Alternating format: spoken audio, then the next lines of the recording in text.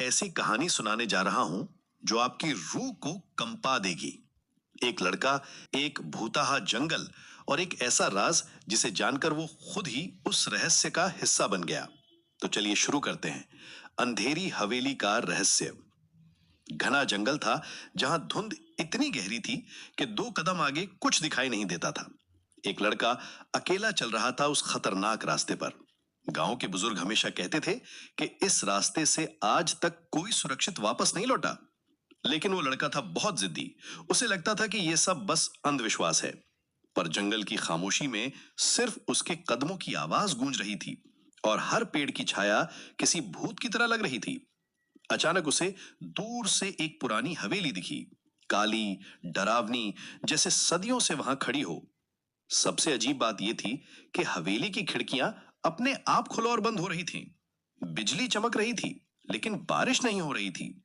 लोग कहते थे इस हवेली में कोई भयानक राज छिपा है। लड़के के दिल में डर था, लेकिन जिज्ञासा उससे कहीं ज्यादा थी। वो धीरे धीरे हवेली के करीब गया। हवेली का दरवाजा अपने आप खुल गया, जैसे किसी ने उसका इंतजार किया हो। अंदर का नजारा और भी डरावना था। दीवारों पर लगी तस्वीरें ऐसी लग रही थीं जैसे उनकी आंखें उसे देख रही हों।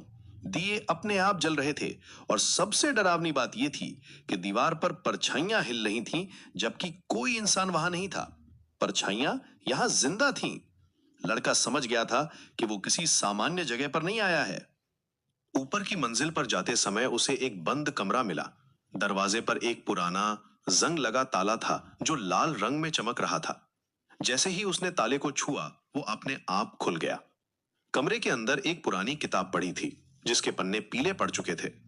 इस किताब में कैद था सच्चाई का रहस्य। जैसे ही उसने किताब उठाई, वो अपने आप खुल गई। पन्नों पर अजीब से निशान थे जो धीरे धीरे साफ होते जा रहे थे। लेकिन सबसे डरावना मोड़, लड़के ने कमरे के कोने में लगे शीशे में अपना चेहरा देखा। उसका चेहरा तो दिख रहा था, लेकिन उसकी परछाई गायब थी। वो समझ गया कि असल में वो खुद इस हवेली का हिस्सा बन चुका था। डर से उसकी चीख निकली, लेकिन आवाज हवेली की दीवारों में गूंज कर रह गई। सुबह होते ही हवेली गायब हो गई। सिर्फ वो पुरानी किताब जमीन पर पड़ी रह गई। लड़का वापस गांव पहुंचा, लेकिन उसके मन में एक सवाल था।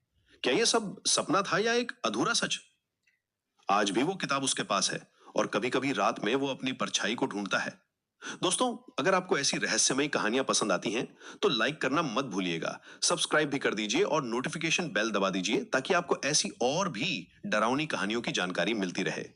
अगली बार मैं लेकर आऊंगा एक और रहस्यमयी कहानी जो आपकी नींद उड़ा देगी।